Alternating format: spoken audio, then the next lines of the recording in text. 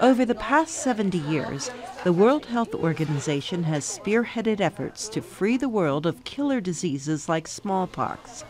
It's also formed partnerships to end other diseases like polio. We're almost there, this close. 99.9% of polio has been eradicated from the world. That was in 2014. Since then, polio workers have kept up their effort despite conflict and hardship. Last year, 17 children contracted the virus, but polio will only be stamped out when no child gets this disease.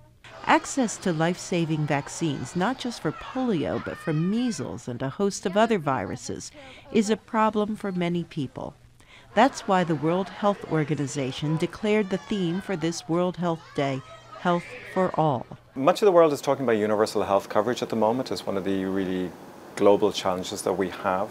James Fitzgerald oversees the development of universal health coverage in the Americas at the Pan American Health Organization, a regional division of the World Health Organization. Essentially the same barriers we see elsewhere. They're geographical, the lack of physical availability of healthcare institutions. They are what we call institutional, or relation to the organization of the health system, like waiting times, lack of doctors, nurses, etc. They are financial, where there's just not enough money being put into the system or people have to pay out of pocket.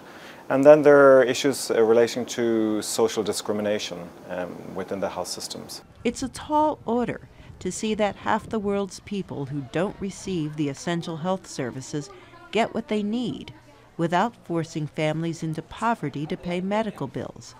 The WHO argues that when people have access to health care, people live more productive lives. Epidemics can be held at bay, and the countries where they live are more likely to prosper. Carol Pearson, VOA News.